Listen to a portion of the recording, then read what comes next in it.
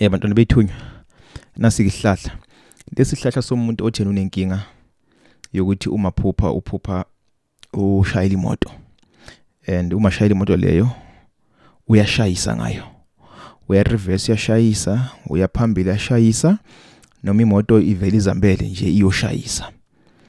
Kungaba imoto yakhe o kungaba imoto yasemsebenzini.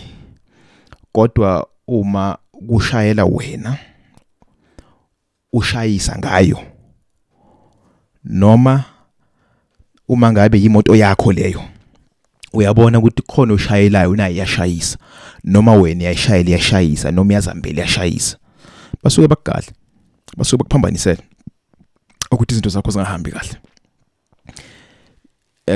Isihlahla esisodwa ke lapha esisizayo ile sihlahla lesi. Ungageza ngaso, ungafutha ngaso, kuyafana nje. Kodwa uzobona uma uqeda kusebenzisa ngakusasa noma ngosuku lolo ozobusebenzisile uphupha ubona imoto yakho ilulwa umakhenika, ubona imoto yakho isiduma kahle. Nangabe uphupha imoto yakho isiduma kabi, phela kuzoya ngephupha angeke lize kubo ukushayisa njalo. Sometimes kungaba ukuduma kabi kwemoto nje, ubone ikhipha intuthu eminyama, umangala uthi uyayistart imoto idumela ngenengene njena into ongayazi, kodwa wena ngendlela uzazi ngayo nje wazi ukuthi imoto yakho nayo imoto yakho ishaphi ihamba kahle nje.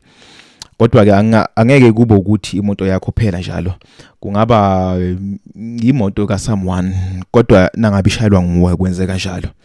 Nasi isihlahla lungisa impilo yakho.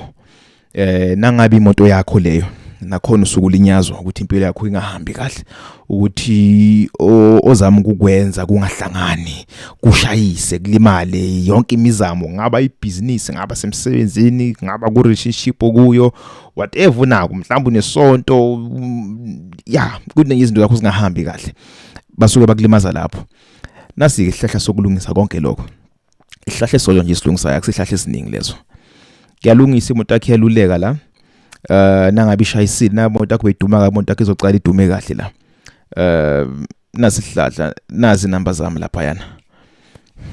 Thokozani.